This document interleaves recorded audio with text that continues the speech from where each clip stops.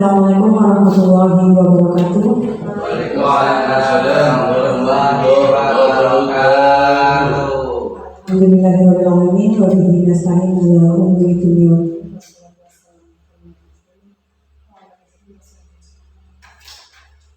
Yang saya hormati Kepala UPTD SD Negeri 2 Babadan dan yang saya hormati Bapak Ibu Guru UPTD SD Negeri 2 Babadan.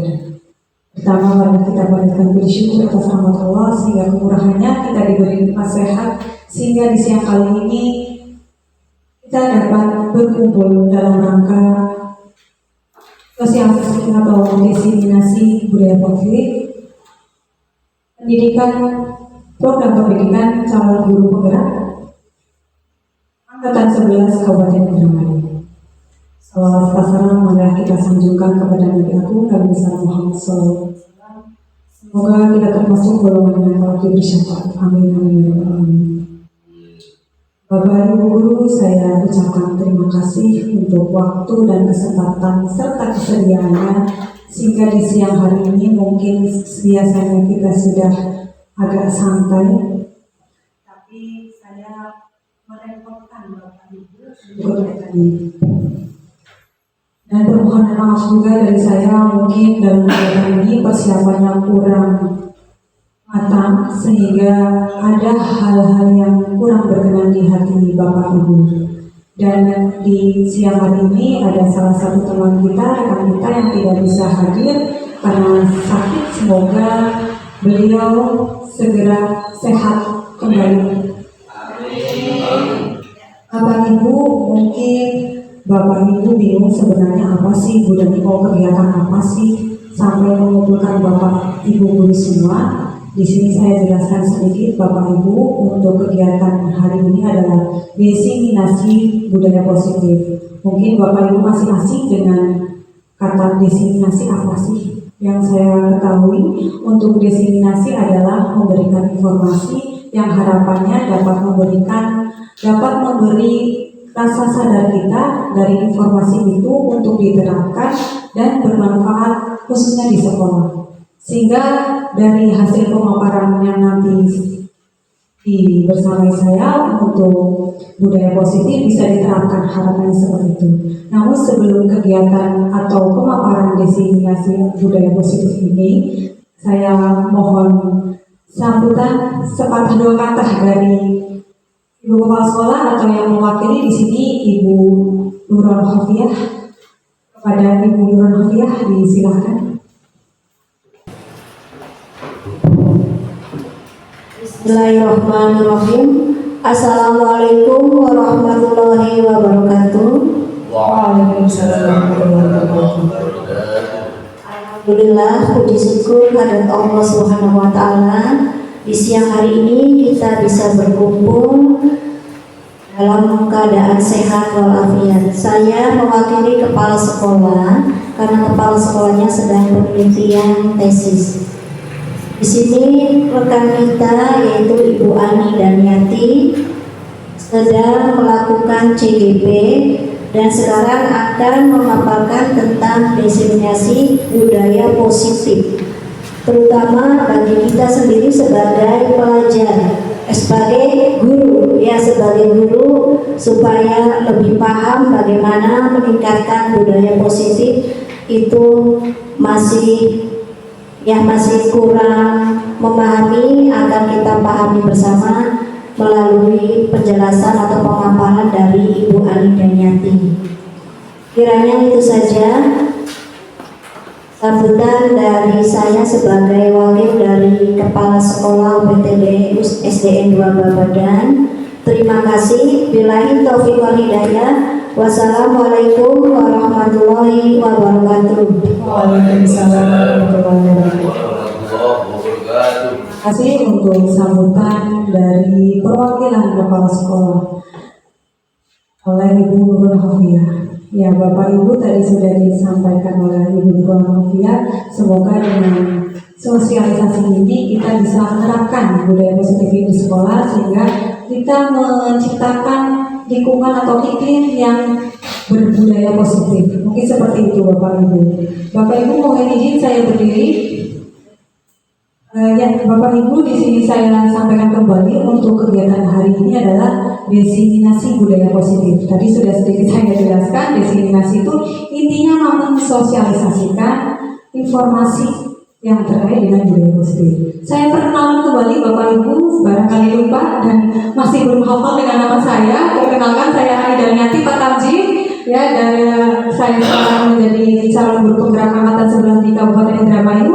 Khususnya harapannya bisa berkontribusi ilmu yang saya dapat nanti diterapkan di SD 2 Badan ini. Dan saya perkenalkan juga ada ibu kepala sekolah yang beliau hari ini berhalangan hadir. Terus kita juga dibersamai oleh fasilitator yang luar biasa yang selalu mendampingi kami. Juga ada pengajar taktik atau PP Ibu Susanti Nova, dan tadi belum terperkenalkan untuk fasilitatornya adalah Bapak Fadran Adhalbarika.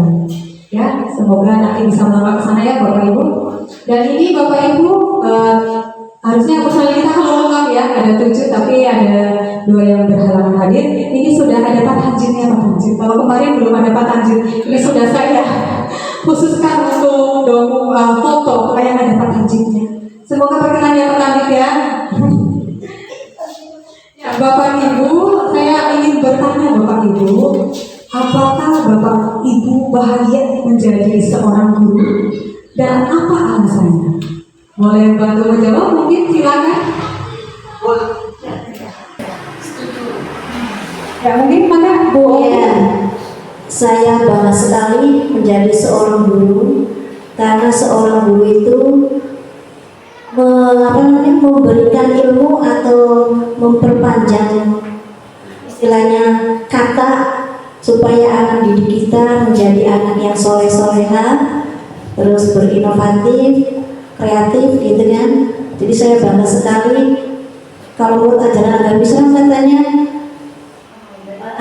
menyalurkan ilmu itu menyalurkan itu lebih baik itu menurut saya. Ya. Ada untuk yang lain boleh Pak Tanjin, bahagia dengan menjadi guru dan apa alasannya? Pak Tanjin? Ya, ya terima ya, anak ya. Ya terima kasih. Singkat jawaban terlepas dari apa yang disampaikan Ibu Kopi, bahagia untuk saat sekarang dan untuk masa yang akan datang untuk menjadi seorang guru karena terlepas dari penderitaan yang beberapa tahun lalu masih status honor dan sekarang sudah diangkat, maka sekaranglah pijakan untuk menjadi guru yang sesungguhnya. Itu saja. Terima kasih. Alhamdulillah ya Pak Tanjin, semoga ini lebih memotivasi Pak Tanjin ya untuk menjadi guru hebat. Semangat Pak Tanjin.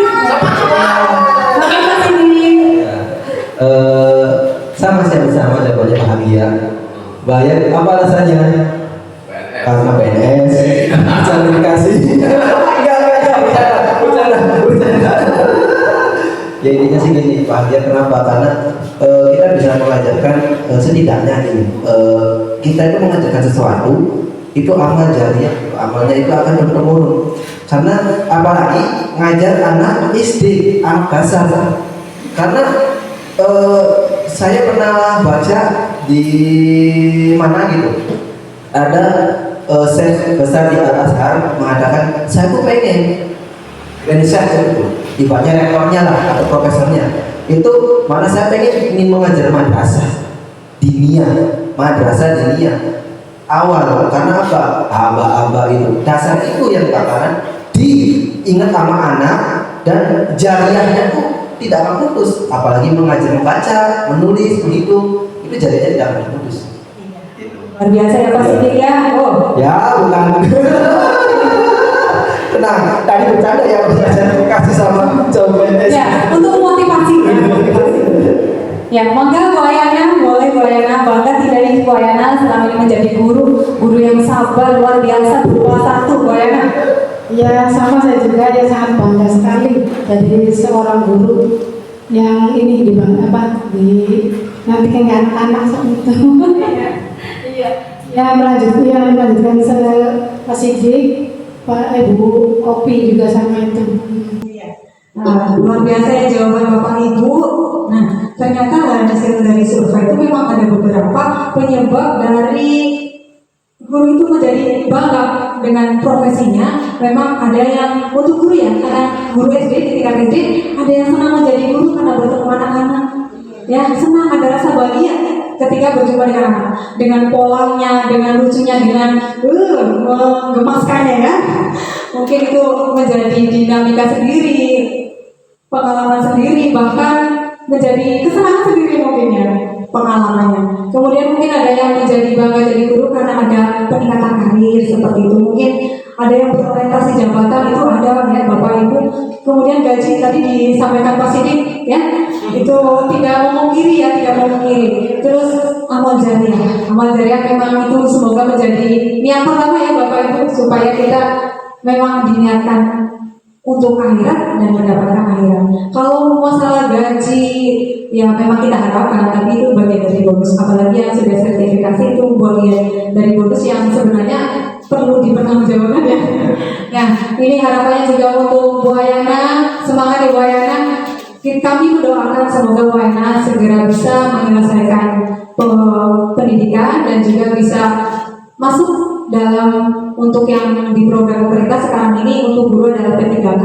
Jadi kami guru-guru rekan-rekan semuanya mendoakan Bu Hayana. Semangat Bu Hayana. Kata Pak Sidi, senang anak gaji, anak sertifikasinya. Ya Bu Hayana semangat. Ya Bapak Ibu, untuk pendidikan kita masih untuk pendidikan Indonesia ya Bapak Ibu, kita mengacu pada filosofi Ki Hajar Dewantara. Bahkan dulu di kegiatan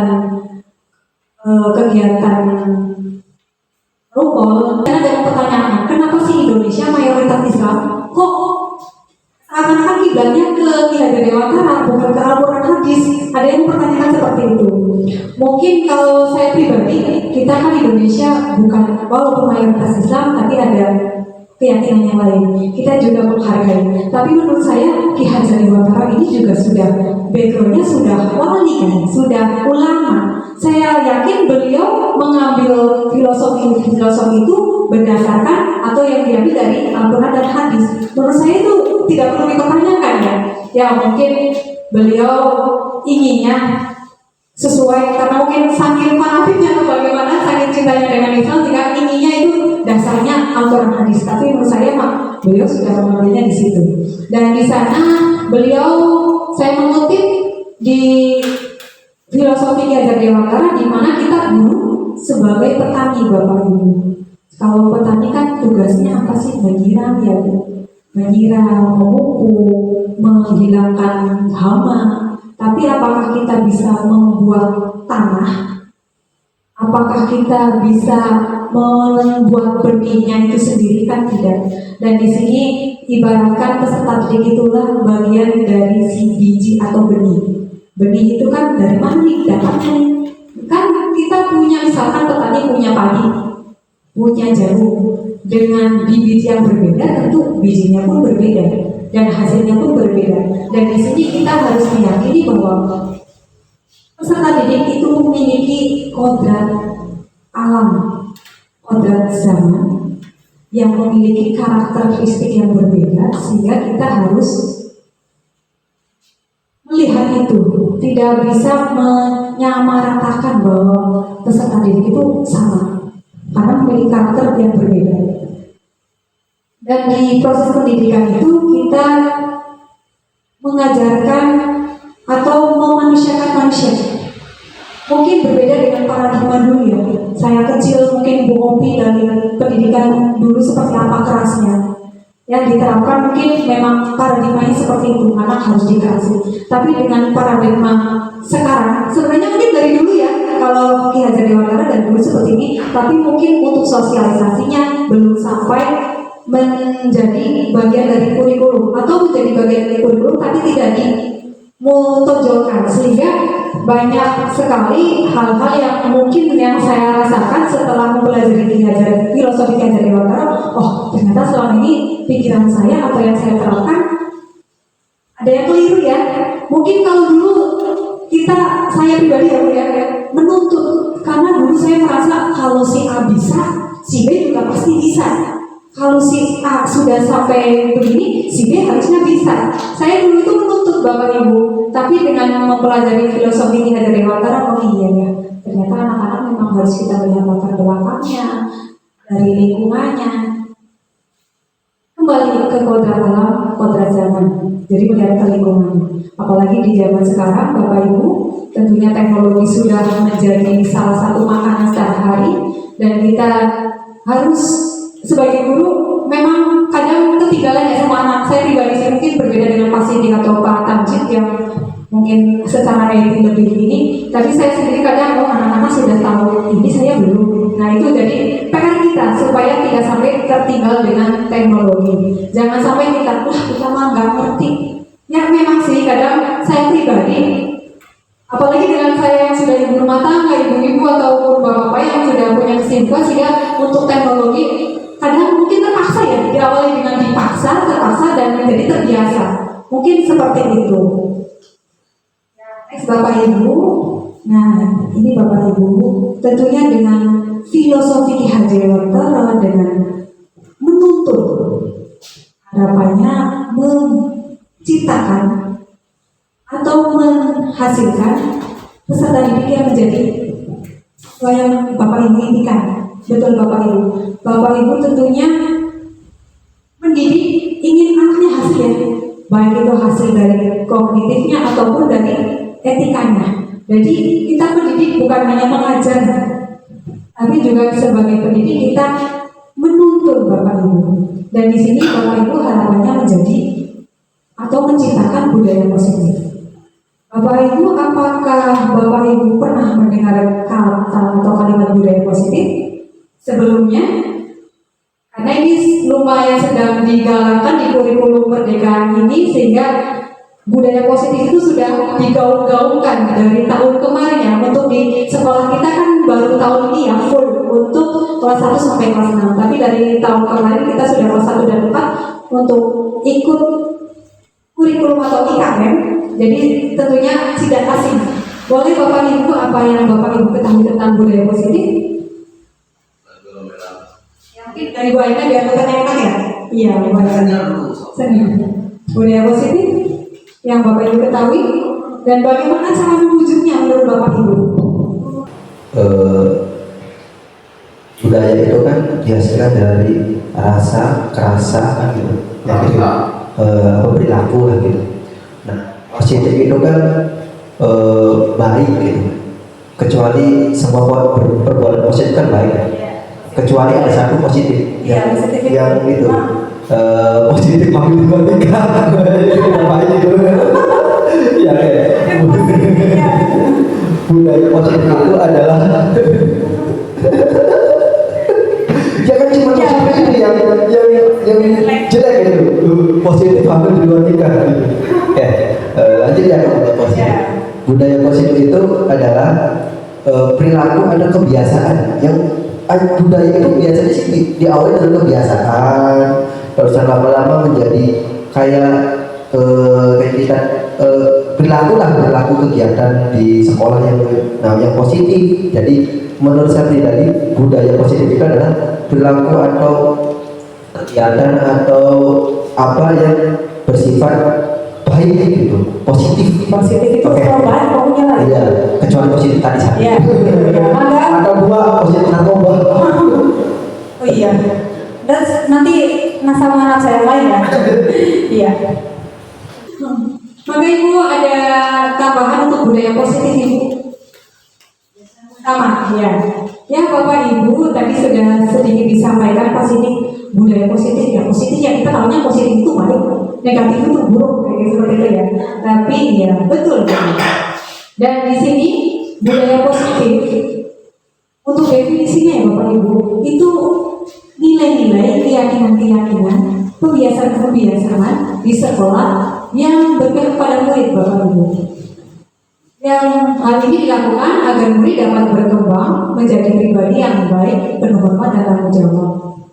Dan di sini guru yang baik harus memiliki kemampuan membudayakan atau berbudaya positif di sekolah. Jadi sebelum membudayakan positif siswa atau peserta didik, berarti gurunya dulu, ya Bapak Ibu. Ya kita sama-sama belajar ya Bapak Ibu. Saya di sini tidak semata-mata mengguru ya Bapak Ibu ya. Saya mohon maaf, di sini kita sama-sama belajar. Nah, budaya positif itu ada beberapa aspek Bu. Konsep-konsep dalam budaya positif itu diantaranya disiplin positif, memahami motivasi manusia terkait dengan hukuman dan penghargaan, ada posisi kontrol, ada membuat keyakinan konsistensi setelah menerapkan segitiga restitusi. Ini ada kaitannya yang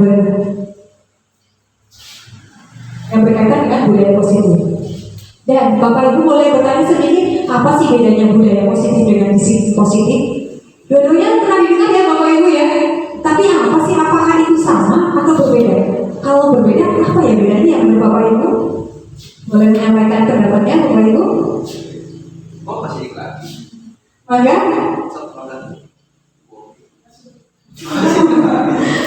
Maka kesini di awal dulu. Oh, masih iklan. Maka?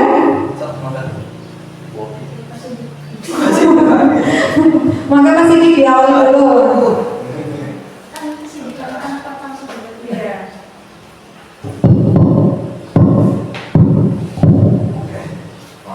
Ya, budaya positif dengan disiplin positif.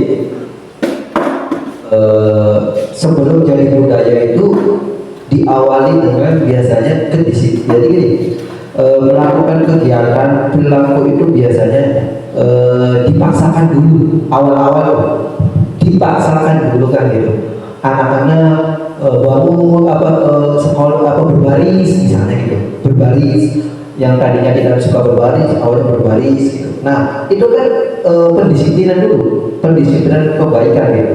Nah, tapi lama-kelamaan tuh anak tuh misalnya udah 1 bulan, 2 bulan dengan sendirinya gitu, dengan sendirinya itu melakukan seperti itu udah menjadi budaya gitu.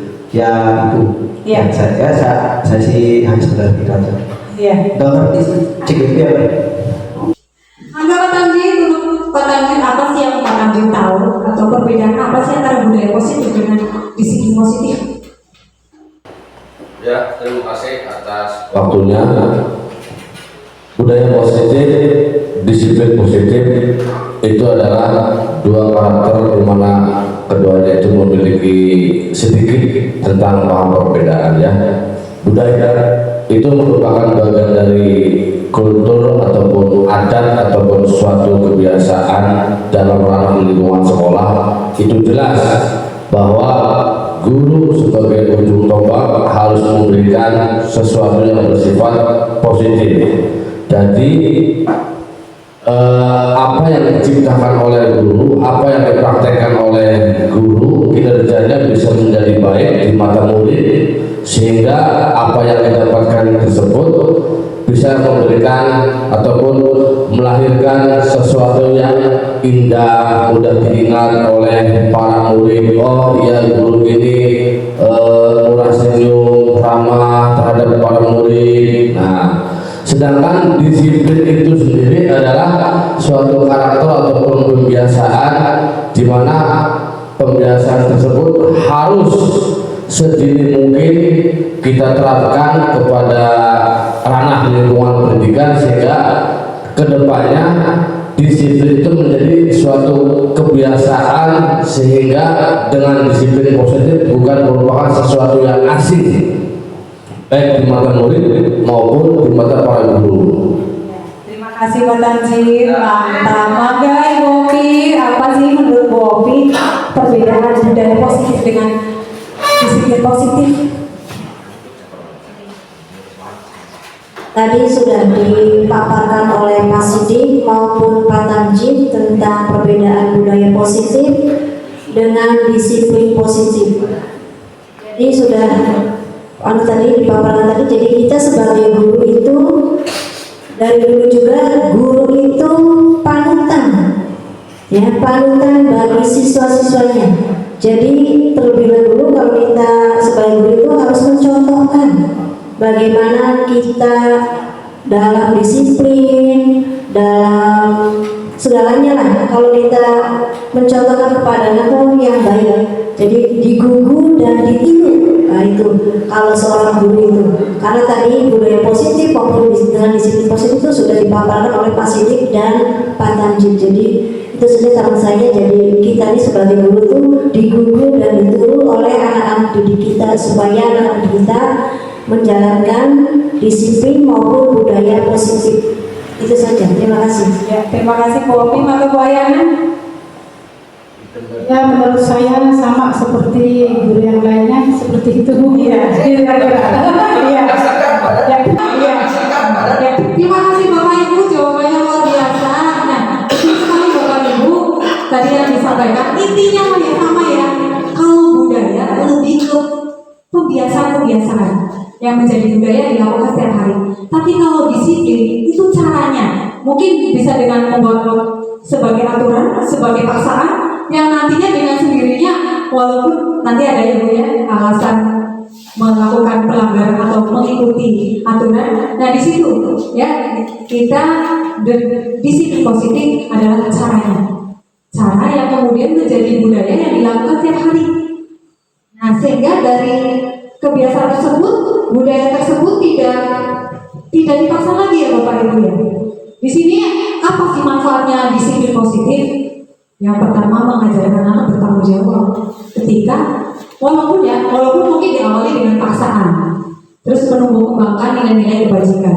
Walaupun dipaksa, tapi mereka insya Allah dengan berjalannya waktu sadar kenapa sih Bapak Ibu guru membuat peraturan atau harus mendisiplinkan mereka. Kemudian di sini juga untuk mengontrol diri dari segala tindakan. Jadi ketika anak itu memiliki rasa tanggung jawabnya, sudah melakukan disiplin positif, akan tumbuh atau kemampuan untuk mengontrol dirinya.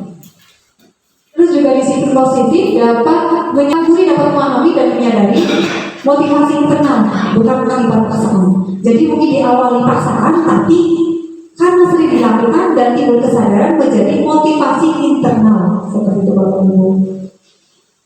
Nah, biasanya kan kita ada peraturan sekolah ya Bapak Ibu ya, ada aturan sekolah, ada peraturan di kelas, apalagi mungkin ada beberapa mereka sudah menerapkan kesepakatan kelas. Tapi pertanyaan Bapak Ibu, apakah kira-kira motivasi apa sih yang dilakukan siswa itu untuk melakukan disiplin positif ini tersebut?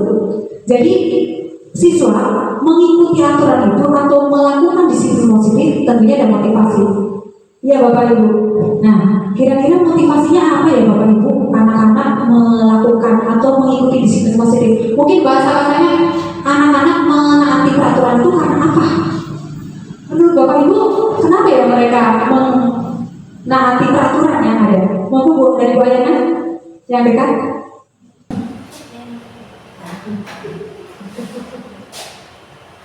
Ya kita membuat disiplin positif. Pertama memotivasi siswa supaya melakukan pembelajaran dengan baik, seperti kita dalam waktu pertama kita masuk kelas itu awal pelajaran pertama itu yang waktu FLS kita kan ada kesepakatan kelas.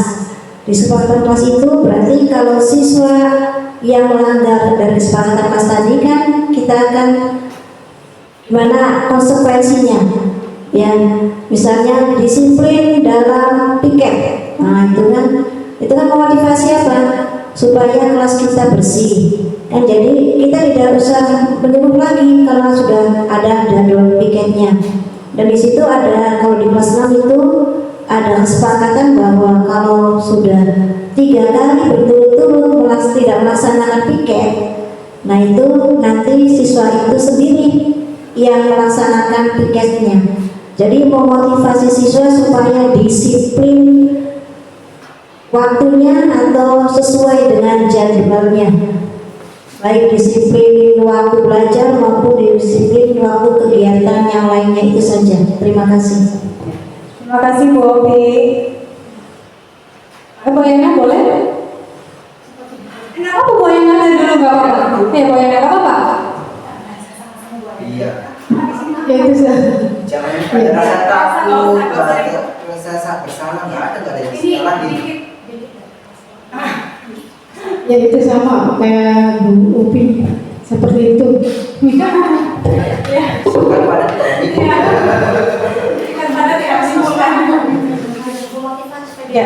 ya sebenarnya Bapak Ibu, menurut Bapak Ibu, apa motivasi siswa melakukan disiplin positif? Motivasi Low battery, please charge. ya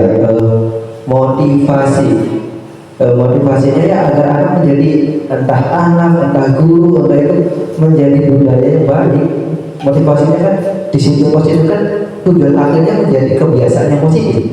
Nah, kebiasaan yang positif itu menjadi budaya yang positif, kan itu. Jadi dimotivasikan kenapa adanya siswa melakukan disiplin positif, ya agar perilakunya atau membuat budaya positif. Itu sih.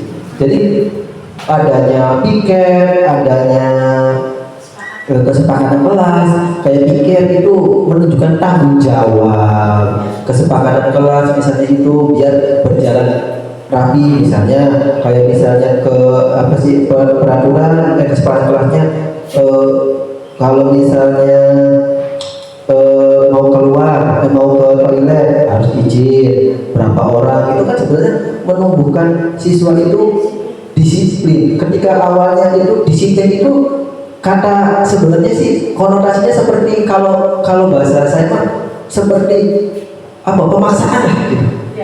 Pemaksaan, tetapi dengan bahasa yang lebih halus, baik, disiplin gitu. Sebenarnya kamu dipaksa gitu.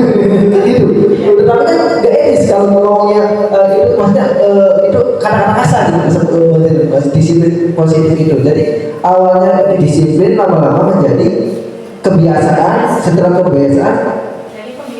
kebiasaan jadi budaya. Disiplin positif, kebiasaan positif, kebiasaan positif, kebiasaan positif, budaya positif, itu tujuannya budaya gitu. Iya, iya, betul Bapak Ibu tadi dari Pak Sidi, Bu Hopi, juga Bu Ayana. Ya, memang kita mengharapkan anak dengan adanya melakukan disiplin positif, harapannya memang dari hati ya Bapak Ibu ya, memang tumbuh secara internal dari kesadarannya. Tapi memang ada motivasi di mana peserta didik itu melakukan disiplin tersebut atau aturan-aturan itu karena ada faktor internal dan eksternal. Mungkin yang tidak disampaikan oleh Pak Sidi dan Bu Hopi itu masuk ke faktor internal yang sudah memang saya harus bertanggung jawab, saya sudah konsekuensi dengan aturan itu. Tapi ada beberapa siswa anak kita yang masih dasar itu faktor eksternal, takut ada hukumannya, takut dimarahin. Nah, di situ faktor eksternalnya anak untuk menghindari ketidaknyamanan atau mungkin karena dengan hukuman tersebut anak menjadi tidak nyaman. Kemudian juga untuk mendapatkan imbalan, karena mungkin di guru atau di kelas masing-masing ada kalanya memberikan peraturan yang kemudian memberi reward seperti itu ya Bapak Ibu ya, sehingga membuat anak termotivasi untuk mendapatkan imbalan. Ya, itu termasuk faktor eksternal. Tapi yang diharapkan peserta didik dapat memiliki faktor internalnya yang memang dari hatinya dengan kesadarannya untuk melakukan atau menjalankan nilai-nilai yang ada di positif. Ya Bapak Ibu, ini harapannya anak-anak dengan sadarnya dan hindari memberikan hukuman dan pemberian penghargaan yang berlebihan. Sebenarnya kalau memberi hukuman karena mungkin sudah ada kesepakatan kelas dan konsekuensi, ketika memang anak itu sudah katakanlah berkali-kali, ya sebenarnya mungkin hukuman itu tidak masalah, tapi jangan berlebihan. Dan hal itu juga sudah disepakati sebelumnya. Jangan sampai kita memberikan hukuman ke anak, tapi anak-anak kan kadang sadar tidak sadar melakukan kesalahan ya Bapak Ibu ya.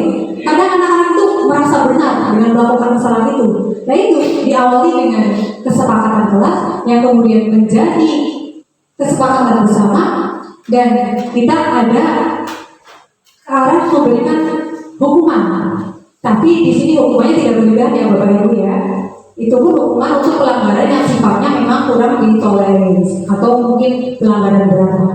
Bapak Ibu, saya minta waktunya sedikit lagi untuk minta kesediaannya, bukan waktunya masih ada beberapa menit ya Bapak.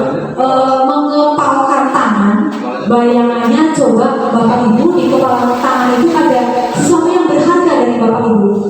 Nah, sekarang berpasangan ya, silakan nanti Bapak Ibu membujuk ataupun mau bagaimana caranya supaya kepala tangan itu dibuka oleh teman Bapak Ibu. Padahal yang di tangan di dalamnya itu sangat berharga bagi teman Bapak Ibu. Maksud dengan perkataan saya Bapak Ibu, misalnya Pak Tarjit dengan Pak Sidik. Pak Tarjit tahu nih yang digenggamnya itu berharga sekali. Tapi Pak Sidik, bagaimana caranya supaya Pak Tarjit membuka yang ada di genggaman tangannya? Dengan cara bagaimanapun dengan caranya. Ya, mungkin bisa dilakukan 2 menit saja ya Bapak Ibu ya. Nanti secara bergantian, apakah bisa dibuka atau tidak? Ya, terserah di situ apa yang dibayang berlian yang harganya 2 miliar. Ya, maka dengan 2 ayam dan 2 kopi, bayangkan yang di dalamnya itu sangat berharga. Terserah dengan caranya bagaimana supaya teman Bapak Ibu bisa mau membuka kepala itu. Maka Bapak Ibu, saya beri waktu 2 menit. Nah, Mau ayo, yang buat mata tangan gitu. Ya, enggak, bayangkan ini mau mempertahankan yang di dalamnya itu. Tapi Bapak ini mau berusaha supaya bayangkan membuka, mau tidak? Dan nanti saya akan mempertanyakan. Saya mau ke jam sesuai. Oh, mau saja. Padahal nggak ada loh bayangkan. Nggak apa-apa. Yang penting iman pada Allah.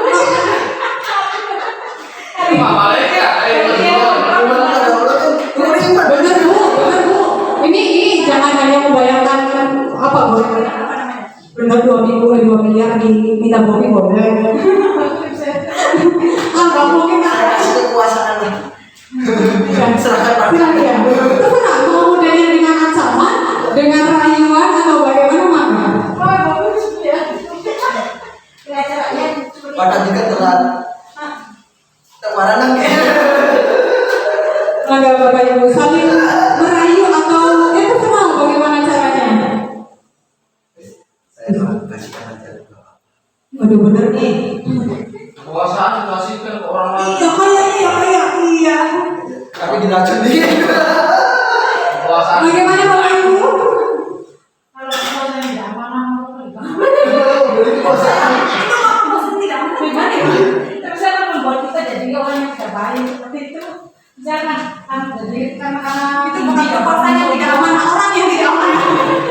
Ya mungkin. Maaf. daripada kita meneraka. Ya wes ya. Mungkin nanti perwakilan satu ya dari Pak Tandir atau Pak Sidik dan Bu Opi atau salah satunya saja. Masih di bela. Maka Pak Sidik. Nah dari yang tadi sudah dilakukan, Iya. bagaimana keputusan Anda? Putusannya. Disuruh membuka kepala tangan itu, dan dari kepala tangan itu sangat berharga di genggaman tuh. Dan alasannya apa? Saya buka. Alasannya? Alasannya dikasih kekuasaan.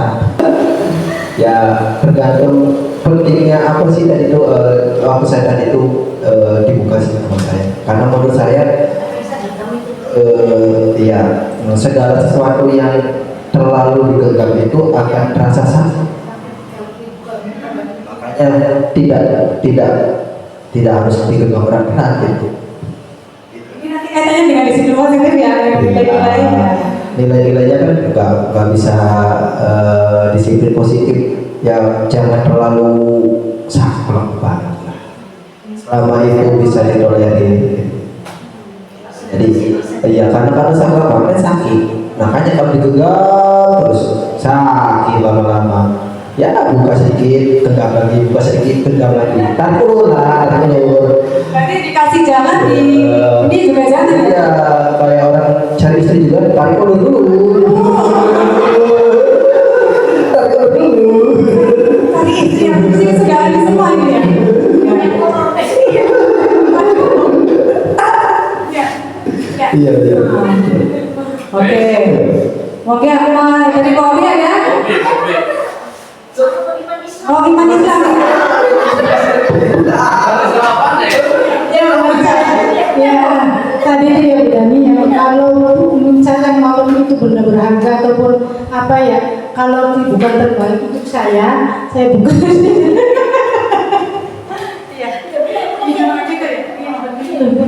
Yang tidak amanah kalau terbaik untuk saya ya, Misalkan Iya Bapak Ibu. Terima kasih untuk jawabannya. Tapi yang tadi saya maksudkan di sini adalah bagaimana anak itu kan dalam disiplin positif memiliki nilai ya Bapak Ibu. Misalkan dengan disiplin positif itu maksudnya adalah tanggung jawab, memiliki pentingnya melakukan itu, sehingga ketika anak itu melakukan pelanggaran, tentunya sebenarnya nilai disiplin itu kan berharga ya Bapak Ibu ya. Siswa yang memiliki rasa tanggung jawab itu sebenarnya sudah memiliki nilai yang berharga. Tapi ketika anak itu dipaksa pun misalkan dengan dirayu untuk melakukan pelanggaran itu, berarti menganggap yang dia miliki tanggung rasa tanggung jawabnya itu kurang berharga Bapak Ibu. Jadi di sini harapannya nilai-nilai yang dari disiplin positif ini bisa dipegang oleh peserta didik sehingga bisa berpegang teguh, tidak mudah goyah, apalagi dengan rayuan ini.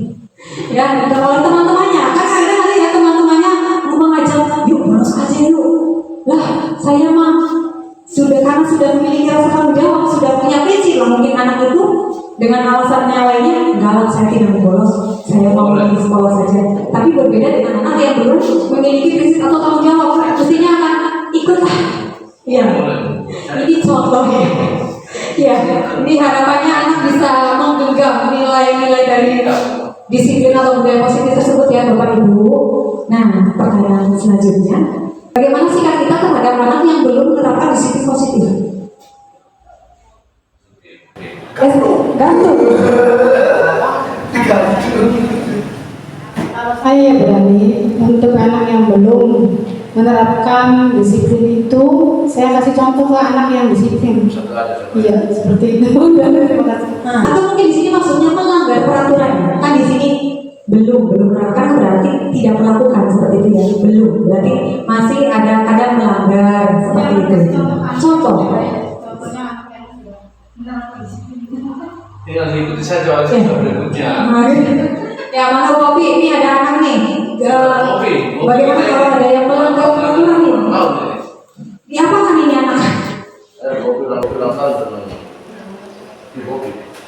Ya, seperti tadi yang dibicarakan oleh Bu Ayang, kita memberikan contoh anak yang sudah menerapkan disiplin positif. Kemudian kita mengarahkan anak yang tadi yang belum melaksanakan atau belum menerapkan disiplin positif supaya melihat anaknya yang anak teman lainnya ini contoh disiplin positif yang begini. Jadi kalau kita tidak mengerjakan PR kan itu kan, itu kan contohnya.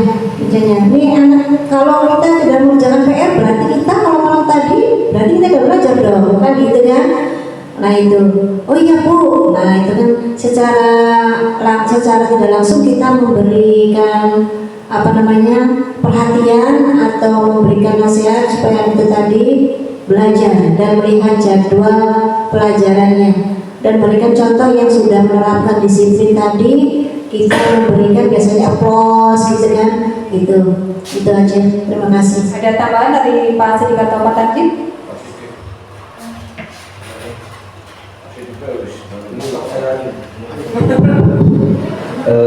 Sikap kita terhadap anak yang belum menerapkan disiplin positif, selain memberikan contoh yaitu diberi siraman rohani gitu. Biasanya gitu, siraman rohani ya itu bahasa lainnya nasihat gitu, atau diwarai gitu. Iya, bahasa Inggris gitu. Ya, diberi nasihat atau diberi siraman rohani aja dulu gitu. Sekalian emang sih agak dicontohkan gitu. Tetapi kalau bisa tapi kalau bisa mah siraman rohaninya atau nasihatnya itu jangan di depan umum atau peniruan anak misalnya itu kayak anak itu. Nah, jangan orang anak itunya yang kita sebutkan. Kenapa? Dia bisa jadi malah menganggap dia itu baik. Jatuhnya nanti dia itu menganggap karena baik, akhirnya berbuat yang sebenarnya tidak baik gitu. Jadi Ya yang penting mah pernah silakan makan dulu sih yang penting. Iya dulu, setelah itu diberikan dicontohkan orang yang baik atau konsekuensinya. Nah itu kan kalau sekarang misalnya Anda tidak melakukan ini, konsekuensinya apa gitu. Kalau konsekuensinya ini, nanti kamu seperti ini karena kan sebenarnya kan kita hidup itu adalah pilihan gitu. Sesuatu itu punya konsekuensi. Nah gitu. Biarkan anak berpikir konsekuensinya. Ya, terima kasih untuk jawabannya Bapak Ibu, luar biasa sekali. Dan tadi jawaban Bapak Ibu itu sebenarnya sedang menunjukkan di mana sih posisi kontrol yang Bapak Ibu sedang lakukan untuk menyikapi anak yang belum melakukan disiplin positif. Di sini ada 5 kontrol guru ketika menghadapi anak yang belum melakukan disiplin positif. Di antaranya yang pertama penghukum. Jadi di sini guru itu lebih anak pelanggaran langsung hukum. Terus ada pembuat rasa bersalah, ada menjadi posisinya sebagai teman, dan ada yang sebagai pemantau, dan yang terakhir adalah manajer. Nah, Bapak Ibu, di penghukum biasanya kita menggunakan hukuman fisik atau verbal. Dan mungkin itu zaman dulu ya Bu ya, dengan hukuman fisik dan verbal tidak disarankan. Dan verbal itu bisa dengan nada yang tinggi. Biasanya Bapak Ibu, misalkan di sini ada contoh kalimat yang sering digunakan untuk kontrol penghukum, yaitu patuhi aturan saya atau awas, itu seperti ancaman. Itu adalah posisi kontrol penghukum. Kemudian ada membuat rasa bersalah. Biasanya guru akan lebih bersuara lembut, tapi sebenarnya sama, tapi lebih lembut saja. Misalkan di sini ibu kecewa sekali dengan kamu. Terus apalagi dengan ada contoh lagi, berapa kali bapak harus memberitahu kamu ya, lagi-lagi seperti ini. Itu di pembuat rasa bersalah. Jadi akan menjadi saya lagi, merasa salah lagi. Terus sebagai teman, kadang ada ya guru yang boleh sebenarnya sebagai teman nih kita dengan anak-anak dalam rangka menjalin komunikasi. Tapi ada dampak buruknya ketika menggunakan posisi kontrol sebagai teman, karena kadang anak kalau sudah guru seperti teman rada menganggap gampang gitu ya, merasa teman. Jadi ketika guru melakukan tidak sesuai dengan harapannya, ada rasa kecewa. Nah kayaknya padahal saya kira Pak Guru itu selalu dukung saya, tapi kok itu ada karena merasa itu jadi temannya. Dan di sini tidak menyakiti murid, tapi mengontrol murid melalui membujuk. Di sini misalkan, ayolah bantu Pak Guru demi Bapak, seperti itu. Ini di posisi teman. Kemudian ada pemantau. Kalau pemantau ini sudah dengan membuat kesepakatan kelas biasanya. Ya, memantau. Jadi sudah membuat kesepakatan kelas kan? Peraturannya apa? Terus apa konsekuensinya? Jadi hanya memantau, anak berpikir langsung menyikapi dari yang tadi dilakukan atau tidak disiplin itu. Dan yang terakhir adalah manajer, di mana murid mempertanggungjawabkan perilakunya dengan menemukan solusinya. Ya, mungkin di sini dengan keyakinan yang sudah dibuat di kelas, kemudian guru mengarahkan atau mencari solusi bersama untuk mengatasi masalah pelanggaran atau ketidakdisiplinan yang dilakukan oleh murid. Jadi di sini guru diharapkan menjadi manajer, ya, menjadi manajer. Ya, dengan guru menjadi posisi manajer, tentunya harus sudah membuat kesepakatan kelas terlebih dahulu. Apakah Bapak Ibu sudah membuat kesepakatan kelas? Ya, Bapak Ibu sudah belum? Sudah. Nah, kesepakatan kelas untuk keyakinan kelas ya. Iya. Bagaimana Bapak Ibu menyusun kesepakatan kelas? Boleh cerita Bapak Ibu? Jadi pertama kita memberikan kepada anak bahwa anak-anak sekarang kita akan memulai pelajaran baru di kelas yang baru. Bagaimana kesepakatan kita tentang kelas kita, misalnya dalam pembelajarannya ataupun kegiatan di dalam kelas, misalnya seperti tadi yang piket tadi gitu kan, terus yang lainnya gitu kan. Jadi anak-anak sendiri yang ini Bu, kita gini Bu, nah ini sudah kesepakatannya berapa, kita anggap aja batasi saja gitu kan. Kalau memang banyak anunya tuh yang anak bu ini bu kalau ini begini bu kalau ini kita batasi kemarin itu 5 ya, kemudian 5 itu bagaimana anak? Iya bu. Nah setelah itu bagaimana konsekuensinya kalau anak-anak semua di dalam satu kelas ini kemudian ada salah satunya melanggar kesepakatan kita kan gitu. Oh ya begini aja bu contohnya katanya, kalau misalnya kesepakatan kelas melanggar peraturan di kelas seperti melanggar peraturan tata tertib atau apa namanya jadwal pikir tadi yang spesial itu kata anaknya gimana? Nah ini supaya kita katanya enggak anak yang lain enggak apa efek jerah lah gitu ya. Ya udah kata kalau nggak piket katanya piket apa aja bu, piket apa kantor sendirian ada yang ke dalam katanya tugas ke apa namanya toilet gitu kan, jangan katanya kita kelas kita khusus kelas kita. Jadi kalau kelas kita kalau yang berturut-turut 3 kali nggak melaksanakan piket, yang ketiga kalinya itu piket sendiri dan anak-anak menyanggupi itu itu ya itu. Maka mungkin yang lain bisa cerita kesepakatan kelas. Sudah. Mau menambahkan Pak Sidi? Ya. Saya seperti mobil selesai. Ya, Bapak Ibu, betul. Keyakinan kelas, kesepakatan kelas itu berdasarkan kesepakatan guru dan murid, bukan hanya sekedar dibuat oleh gurunya saja, tapi atas kesadaran peserta didik di awal ya Bapak Ibu. Jadi guru menanyakan seperti apa sih kelas yang diimpikan peserta didik, maunya kelasnya bagaimana. Nah setelah anak-anak menjawab, tentunya beragam ya Bapak Ibu ya. Nah guru mengarah siswa mengarahkan untuk tadi untuk mewujudkan kelas impian, kemudian menjadi sebuah peraturan. Mungkin anak-anak banyak ya menyebutkan dengan kalimat yang banyak, tapi tujuannya satu. Misalkan tidak boleh buang sampah sembarangan bu, tidak boleh meninggalkan sampah di laci bu, seperti itu ya. Tapi intinya satu ya. Nah dari itu nanti ditulis dulu Bapak Ibu, ditulis dulu semuanya, nanti disortir. Tadi ada contoh tidak boleh makan jajan di kelas bu, tidak boleh minum di kelas bu. Nah itu kan sebenarnya bisa menjadi satu aturan ya bu. Nah itu nanti disortir, kemudian dibuat aturan. Nah setelah dibuat aturan itu melalui arahan Bapak Ibu dibuat kalimat positif. Contoh, kalau contohnya tadi tidak boleh buang sampah di kelas, tidak boleh buang sampah di kelas. Kata tidak menurut Bapak Ibu itu artinya positif atau negatif? Tidak, dilarang. Itu sudah menunjukkan negatif ya Bu ya. Nah dirubah menjadi kalimat positif. Misalnya tadi dilarang buang sampah sembarangan, kita bisa menggantinya dengan menjaga kebersihan supaya selalu anak-anak itu orientasinya positif. Karena ternyata menurut yang pernah saya baca dan beberapa pendapat teman itu ada dampaknya. Kata tidak, larangan seperti itu ada dampaknya Bapak Ibu. Jadi kita berusaha seperti parenting sekarang ya, parenting sekarang yang sedang ramai, sedang viral itu kan untuk kalimat yang negatif diubah menjadi positif seperti itu.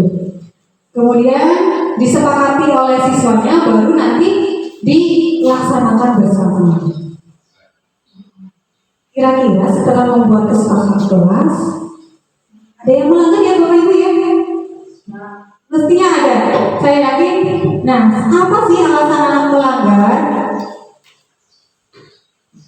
Biasanya anak-anak melanggar peraturan kelas, misalkan selain kebersihannya, tentu kan ada anak-anak mungkin yang punya kebiasaan unik ya Bu. Ada yang mungkin kalau di sekolah kita, kejadian kita, ada yang sampai minta uang ke temannya. Seperti itu pernah ada nggak Bu? Ada ya? Minta makanan ke temannya. Kira-kira mereka punya alasan nggak Bu? Atau menyakiti temannya? Itu mereka punya alasan tidak ya? Ketika anak melakukan pelanggaran, kira-kira mereka punya alasan tidak ya Bapak? Banyak apa? Banyak alasan apa? Banyak yang melakukan pelanggaran Pak? Banyak alasan yang melakukan pelanggaran. Oh banyak alasan. Betul ya Bapak Ibu ya, kadang kita anak sudah dibuat peraturan masih aja. Ternyata memang ada kebutuhan-kebutuhan dasar manusia yang terkadang masih dibutuhkan oleh anak tersebut. Kalau di sini kita bicara anak, misalkan di sini kebutuhan bertahan hidup berkaitan dengan makanan. Tadi sudah saya contohkan Bapak Ibu, ada ya teman kita yang kadang minta uang ke temannya untuk beli jajan atau minta makanan ke temannya. Ternyata memang anak tersebut lapar. Jadi dengan meminta makanan ke temannya, walaupun mungkin dengan memaksa ataupun dengan sukarela, tapi kalau sukarela mungkin tidak masalah ya Bapak Ibu ya, wajar kali ya. Tapi dengan paksaan tentunya menyakiti temannya sehingga buat ketidaknyamanan. Tapi dilakukan si anak itu karena memang lapar Bapak Ibu, karena dia akan memenuhi kebutuhan bertahan hidup. Kemudian juga karena ada faktor alasan lain, kurang perhatian dari orang tuanya di rumah. Bisa jadi kan Bapak Ibu ya, di rumahnya kurang perhatian, di sini seperti kayak melampiaskan Bapak Ibu. Terus ada juga karena ingin merasa dianggap saya ini paling hebat. Itu adalah kebutuhan pengakuan atas kemampuan si anak. Apalagi anak lagi remaja kan ya Bu ya, kalau mendekati remaja kan itu ingin merasa aku nih, itu pasti deh lagi remaja. Terus ada rasa ingin bebas. Jadi ada kebutuhan ingin bebas untuk mendapatkan pilihan. Karena ada peraturan tersebut, akhirnya melanggar. Kemudian untuk ada juga karena kesenangan. Kadang ada anak yang saya tanya, kenapa sih? Kan kalau di sini umumnya anak nangis ada juga yang karena diledek temannya ya. Ditanya, kamu kenapa meledek teman? Buat lucu aja Bu. Karena katanya lucu, senang melihat temannya kayak uring-uringan seperti ada untuk rasa kesenangan. Kan di sini kadang, oh ya, anak-anak memang unik ya Bu ya, punya alasan sendiri untuk mencukupi kebutuhan dasar mereka. Nah, ketika anak melakukan pelanggaran dan apa tindakan Bapak Ibu saat siswa melakukan pelanggaran keyakinan kelas atau sekolah? Apa tindakan Bapak Ibu? Tadi sudah ya? Sudah. Dengan ada, ternyata tadi di posisi posisi manajer, diharapkan kan guru posisi manajer ya. Ternyata dalam posisi kontrol manajer menggunakan tahapan segitiga restitusi. Nah ini kenapa segitiga? Mungkin namanya segitiga. Ini aku maaf ya, mungkin tidak jelas ya. Ini mungkin Bapak Ibu segitiga, mana segitiganya di sini. Ini untuk lambangnya itu sendiri di segitiga restitusi itu seperti ini. Tapi di sini isinya ya Bapak Ibu, ini ada 3 tahapan. Di mana yang pertama menstabilkan identitas, yang kedua memvalidasi tindakan yang salah, dan yang ketiga menanyakan keyakinan kelas. Yang kemudian menghasilkan murid yang mandiri dan bertanggung jawab. Bagaimana langkahnya Bapak Ibu? Nah, yang pertama adalah menstabilkan identitas. Kadang anak ketika melakukan kesalahan ada rasa takut gak Bu sebenarnya sih? Kalau kita lihat sudah salah nih, mesti biasanya takut ya Bapak Ibu ya. Entah itu dilaporkan apalagi ya, dipanggil, mesti ada rasa takut. Saking takutnya kadang alasannya berbohong, betul nggak Bapak Ibu? Karena saking takutnya, misalkan tadi ada yang bertengkar di kelas atau di salah satu di tempat di sekolah, kemudian karena takut mengakui berbohong dengan jawaban tidaklah. Kadang juga ada yang tidak mau menjawab. Ada yang laporan nih, katanya begini, ada laporan seperti betul tidak? Ada yang diam tidak menjawab. Nah di sini tugas kita adalah menstabilkan identitas. Maksudnya di sini supaya anak mau terbuka. Mungkin di sini bisa membantu dengan kalimat setiap manusia tidak sempurna, pernah melakukan salah. Dan di sini membuka hati mereka, pikiran mereka, oh iya ya, semuanya punya salah. Jadi bukan salahnya tidak apa-apa, tapi ini menjadi pelajaran. Dan anak mau mengakui kesalahannya, kemudian memvalidasi tindakan yang salah. Setelah anak tadi identitas, iya ya pernah salah, iya Bu saya ngaku, saya tadi begini. Apa tindakannya? Divalidasi. benar tidak tindakannya itu baik atau buruk. Dan setelah divalidasi tentunya baik atau buruk anak mempunyai alasan. Alasannya tadi kembali ke kebutuhan dasar manusia. Apa sih alasannya? Dan kita harus mendengarkan alasan itu. Dan setelah anak mendapat atau menyampaikan alasannya, tentunya kita kan berpikir ya Bapak Ibu, alasannya itu masuk logika tidak nih, masuk tidak nih, masuk di akal. Karena kadang anak-anak alasannya lucu ya Bapak Ibu ya, lagi-lagi lupa. Kalau lupanya sekali dua kali mungkin masih wajar ya. Tapi kalau misalnya contoh-contoh lain PR setiap kali tidak pernah dikerjakan, lagi-lagi lupa. Atau tugasnya Bapak Ibu gurunya sedang keluar tidak selesai, alasannya lupa main. Seperti itu kan alasannya kadang menurut saya pribadi wajar tidak wajar ya. Nah, setelah memvalidasi tindakan, menanyakan alasannya, kembali lagi Bu ke pasal 1 ya, ke keyakinan kelas yang sudah dibuat. Anak-anak setelah ditanya salahnya apa, alasannya apa, coba dari yang kamu lakukan, apakah sudah sesuai dengan keyakinan kelas yang kita sepakati bersama? Anak kan bikin, iya ya, sudah buat kesepakatan ya. Keyakinan apakah sudah sesuai? Kemudian Bapak Ibu menanyakan rencananya. Kan masalahnya dibuat anak. Nah, anak suruh mencari solusinya supaya tidak melakukan hal itu. Dan juga diberi penguatan Bapak Ibu, karena anak kadang ya Bu, besok saya tidak lagi melakukan, tapi kenyataannya kadang besok melakukan lagi ya Bapak Ibu. Jadi kita juga manajer juga sekaligus di dalamnya mengontrol anak. Nah, kemudian rencananya bagaimana? Tentunya anak ya Bu, saya kemarin terlambat terus soalnya tidurnya jam 12 malam Bu. Jadi apa yang akan kamu lakukan supaya tidak bangun jam 8 pagi? Saya harus tidur selalu lebih cepat Bu. Itu kan solusinya. Tapi kita juga harus mengontrol apakah itu dilaksanakan atau tidak.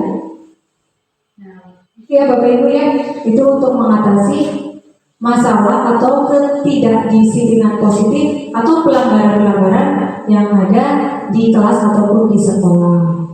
Ketiga, restitusi menyikapi ketidakdisiplinan peserta didik dalam budaya positif. Mungkin itu saja Bapak Ibu dari saya pemaparannya. Terima kasih untuk partisipasi Bapak Ibu dalam menjawab pertanyaan-pertanyaan. Mohon maaf apabila banyak salah kata, kurang berkenan, ataupun belum sepaham ya Bapak Ibu, atau mungkin saya ada yang keliru mau diklarifikasi juga silakan. Karena di sini saya kembali lagi bukan menggurui Bapak Ibu, tapi saya berbagi dan kita belajar bersama. Mungkin itu saja Bapak Ibu dari saya. Sekali lagi terima kasih. Mohon maaf. Wassalamualaikum warahmatullahi wabarakatuh.